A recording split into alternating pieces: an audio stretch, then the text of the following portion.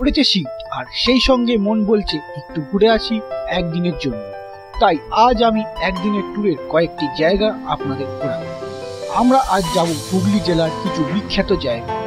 হুগলি জেলা ছিল ইংরেজদের, এছাড়াও ছিল অন্যান্য ইউরোপিয়ানদের কিছু কলোনি, যেমন ডানিশ, পর্তুগিজ, ফরাসি।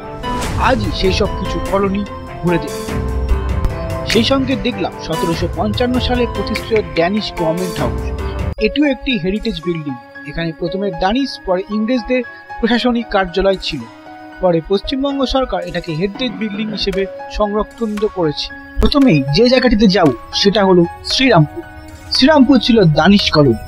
একটা কাজে সেখানে আমাদের যেতে হয়েছিল। কাজ সেরে যখন বেলা হয়ে গেছিল, তাই আমরা গেলাম শ্রীরামপুর কোর্টের ভিতর থাকা দানিশ হেরিটেজ রেস্টুরেন্ট ভেতর। শতাব্দী প্রাচীন এই রেস্টুরেন্টেই আজকে আমি আপনাদের দেখাবো।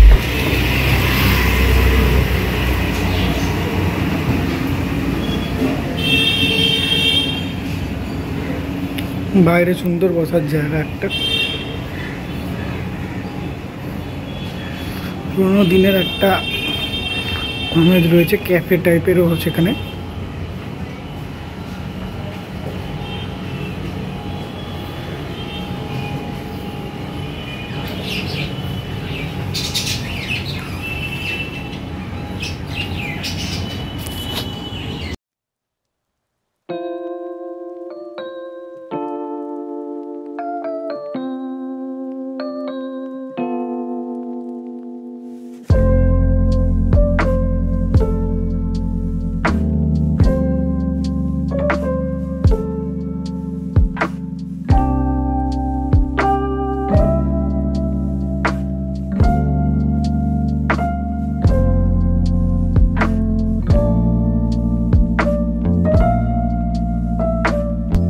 এরপরেই গেলাম কাছেই গঙ্গার ঘাটে।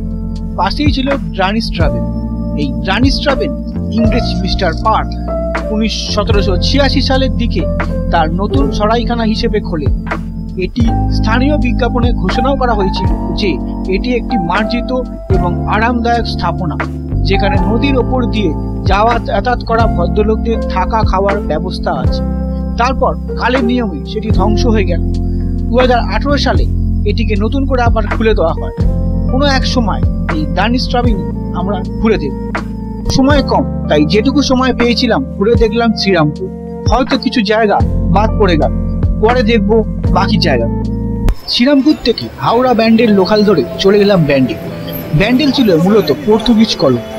এখানে আমরা ঘুরবো ব্যান্ডেল গির্জা বা ব্যান্ডেল চার্চ।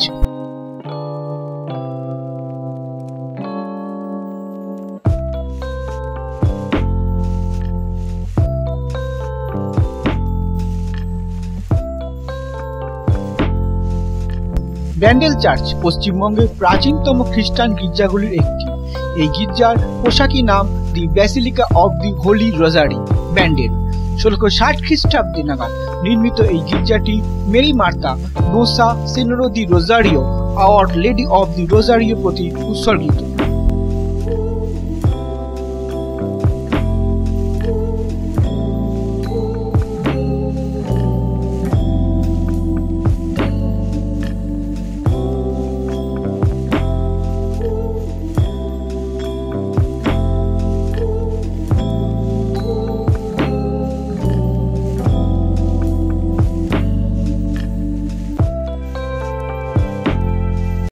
আমি এখন দাঁড়িয়ে রয়েছি হুগলির ব্যান্ডেল চার্চে, মানে ব্যান্ডেল চার্চ ভেন্ট ব্যাসিলিকা।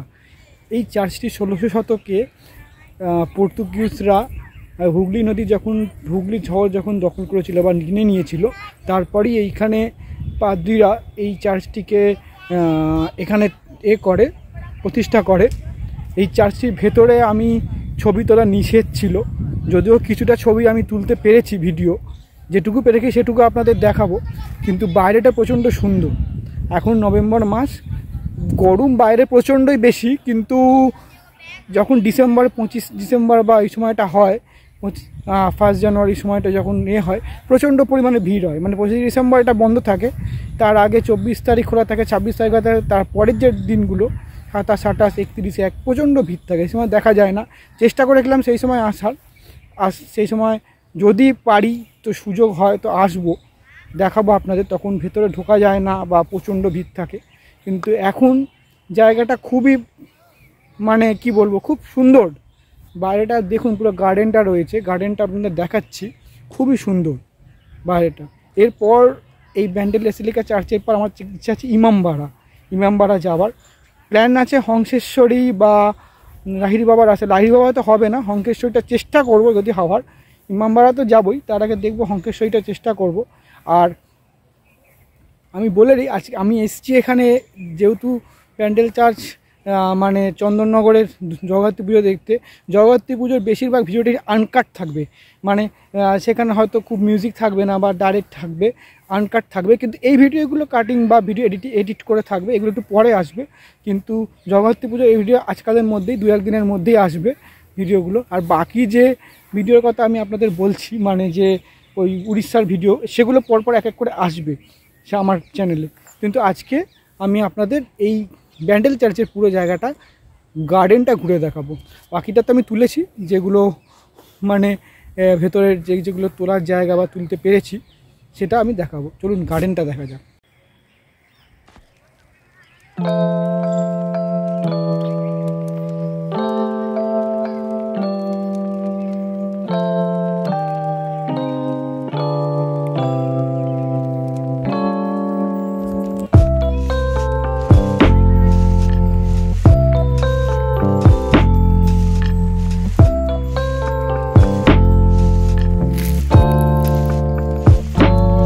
দেখুন গার্ডেনটা কি সুন্দর দেখাচ্ছে এখান থেকে, এই গার্ডেন থেকে ব্যান্ডেল চার্চ।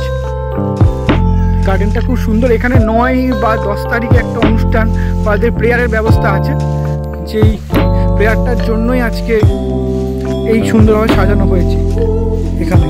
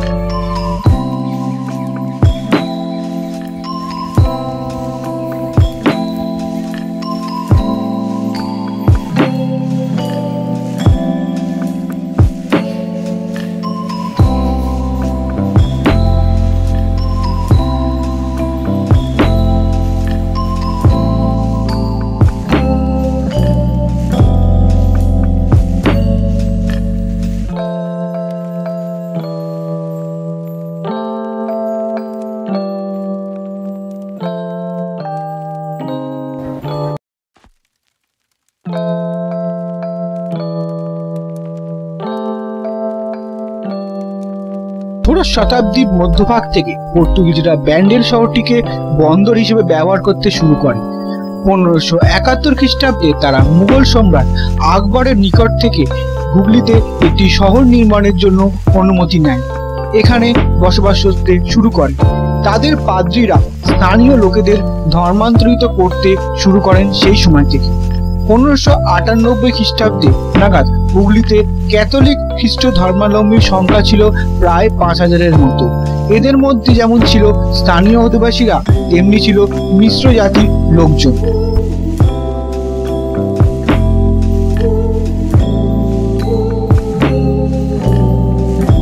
1579 খ্রিস্টাব্দে পর্তুগিজদের হুগলি নদীর তীরে একটি বন্দর ও দুর্গ নির্মাণ করে এবং আগাস্টিয়ান ফেরারদের একটি দল স্টারব্রিজ তালিকাভুক্ত করে।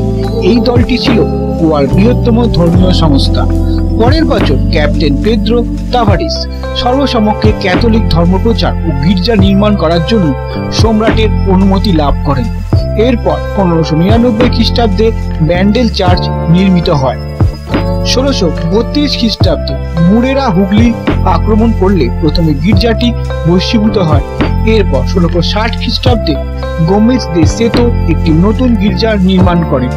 মঠের পূর্ব ধারে এখনো পুরনো গির্জার খ্রিস্টন বা খ্রিস্তি প্রস্তরটি দেখতে পাওয়া যায়।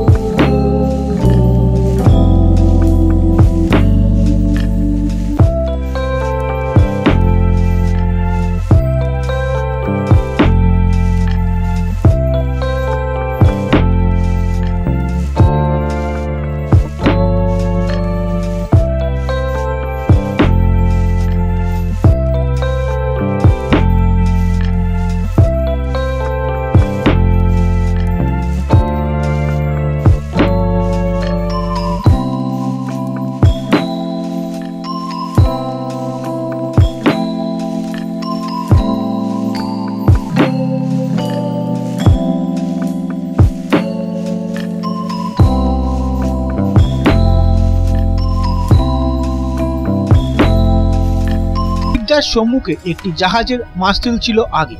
কথিত আছে বঙ্গোপসাগরে একটি পর্তুগিজ জাহাজ প্রবল ঝড়ের মুখে পড়লে মেরি মাতা জাহাজটিকে রক্ষা করেন। এরপর কৃতজ্ঞতা স্বরূপ জাহাজের ক্যাপ্টেন মাস্তুলটি গির্জায় দান করেন এবং সেটি গির্জার বাম দিকে সংরক্ষিত করে রাখা হয়েছিল। কিন্তু 2010 সালে ভয়ঙ্কর ঝড়ে সেটি পড়ে যায়। পরে সেটা বর্তমান সরকার একটি সংরক্ষিত স্থানে সংরক্ষণ করে রেখেছে।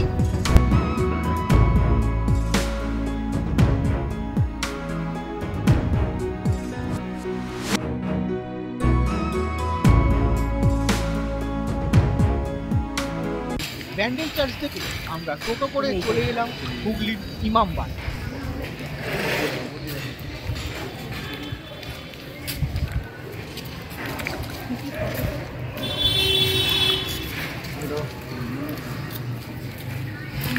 চলে এসেছি এখন হুগলির ইমামবাড়ায়, যেখানে 20 টাকা করে টিকিট।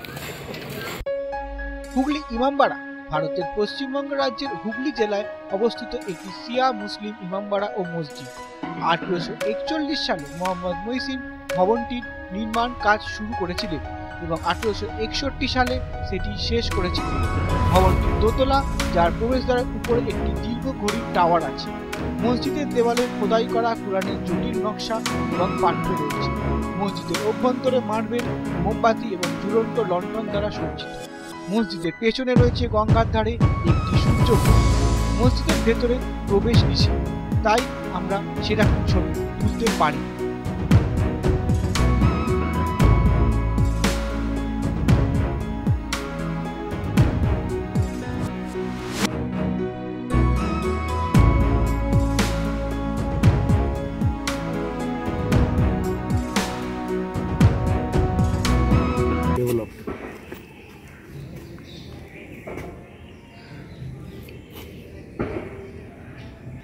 ইমামবাড়ার পাশে কিন্তু ধর্মীয় গান বাজছে, কিন্তু এটাই হচ্ছে ইন্ডিয়া। আজি দূরে যাওয়া হোক কোথাও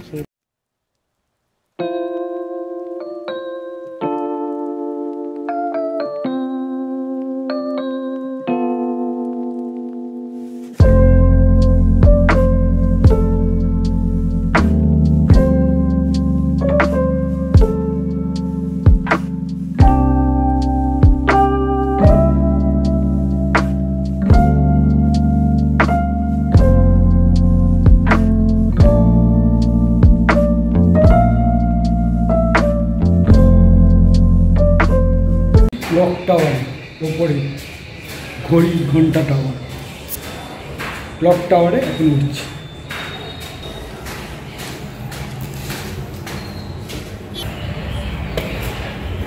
এখানে কাজ হচ্ছে, আবার হাঁপিয়ে যাচ্ছে অনেকটা উঁচুতে।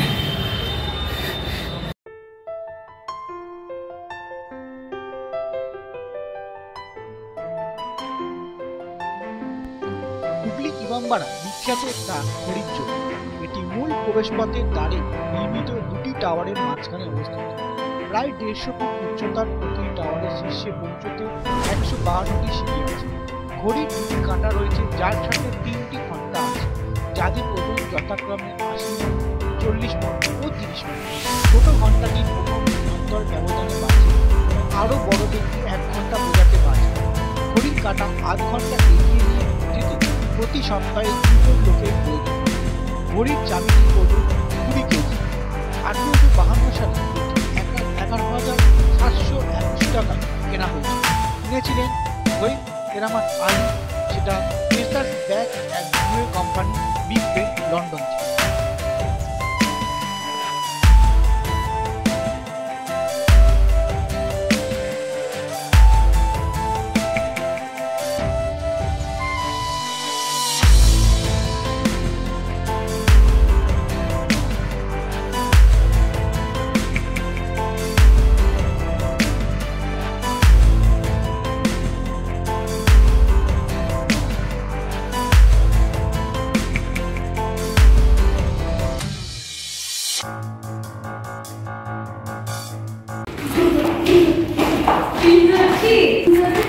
অ্যাকচুয়ালি ঘন্টাঘরটা বন্ধ, কিন্তু ভেতরেও যে তাজিয়া ঘরটা রয়েছে বা যেখানে প্রেয়ার স্থান, সেইটা ছবি তুলতে দেয়নি। আমি একটু জাস্ট তুলতে গেছিলাম, সেখানে আমাদের বন্ধ করে গেছিলো।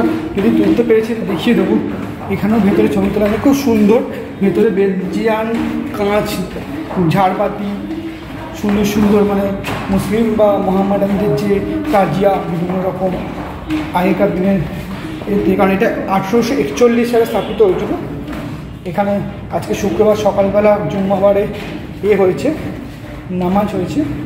তারপর এখানে তো এখানে ছবি তুলতে দিল না। আর এই বিল্ডিংটা এখন গভর্নমেন্ট, ওয়েস্ট বেঙ্গল গভর্নমেন্ট থেকে রিনোভেশনের কাজ চলছে, মানে ভিডিও তুলতে দিল না, তাই এটা দেখাতে পারলাম না।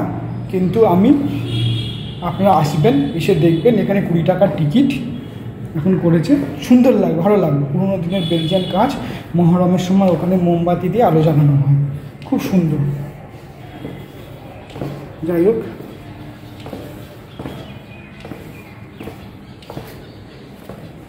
এইখানে দেখুন এই হুগলি ব্রিজ, এখানে কাজ হচ্ছে, হুগলির যে রেলওয়ে ব্রিজটা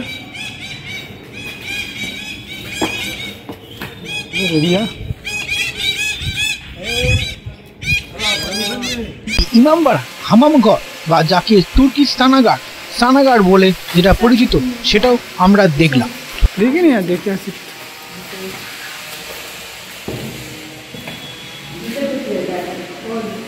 হ্যাঁ,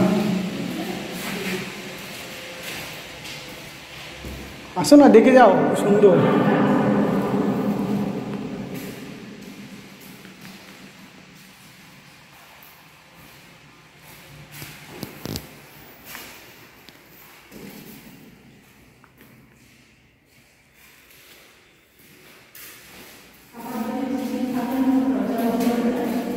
কি না, এক্ষুনি বেরিয়ে যাবো, আর কিছু নেই।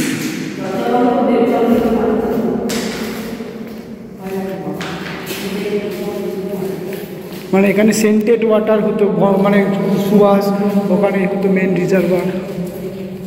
এখানে অয়েল ম্যাসাজ হতো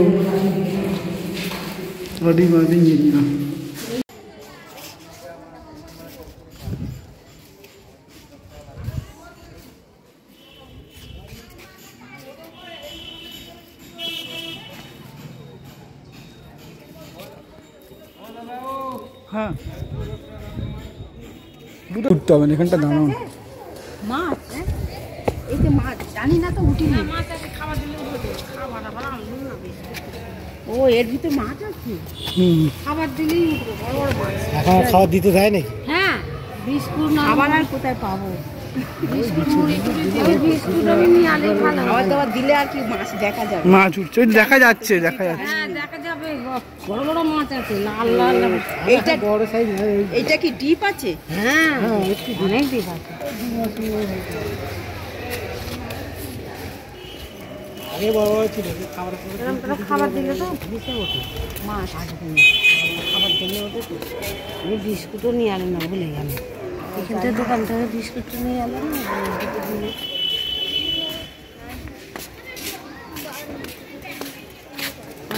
আছে। তারপরে লাল মাছগুলো না আনলে তো লাগবে ভালো।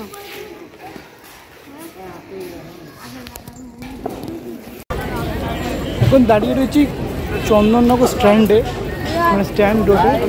আলো চলে গেছে সন্ধ্যেবেলা, চন্দননগর স্ট্যান্ড। এবং দাঁড়িয়ে রয়েছি চন্দননগর স্ট্যান্ডে, এখানে আলো চলে গেছে এখান থেকে। সুন্দরভাবে লাগছে আনন্দনগর স্ট্যান্ড, তার মধ্যে দেখাচ্ছি কিন্তু।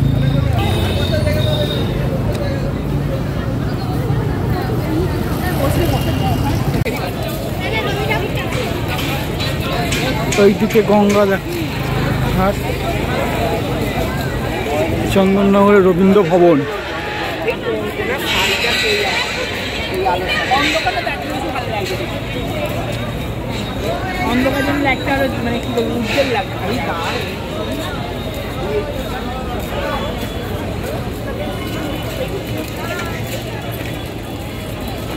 আমি স্ট্যান্ডের দিকে যাবো একটু পরে।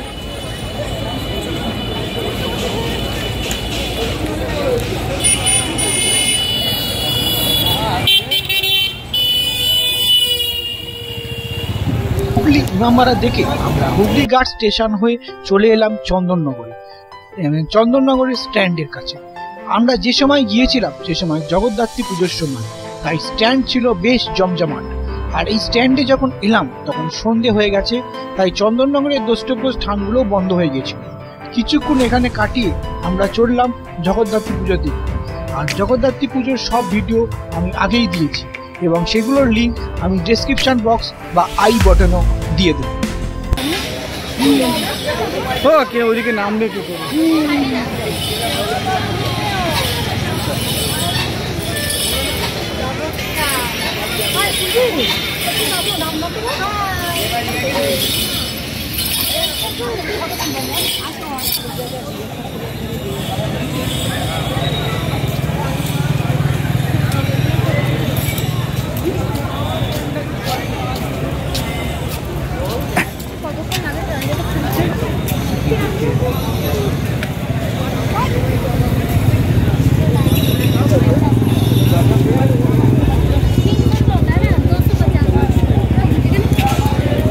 এই হচ্ছে চন্দননগর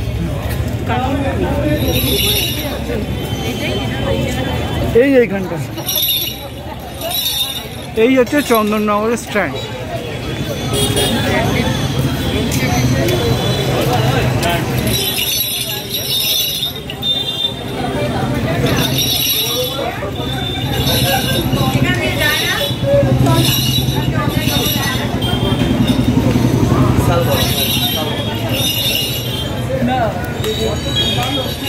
পুরো গঙ্গাটা এখান থেকে দেখা যাচ্ছে।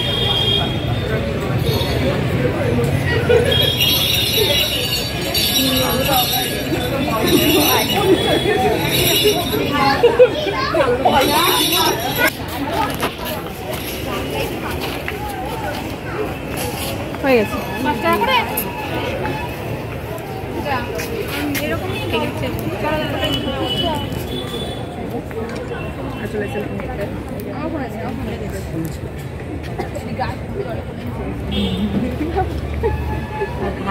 ওইদিকে হচ্ছে শ্যামনগর, ওই দেখতে ওটা শ্যামনগর। ওই শ্যামনগর ওইটা শ্যামনগর তাহলে ওটা কি? শ্যামনগরটা ওখানে, শ্যামনগর থেকে ওখানে আসা যায়। আচ্ছা, সেইটা কি আছে তাহলে? ঘাট তো আর কি। ওই কিছু একটা ঘাট হবে।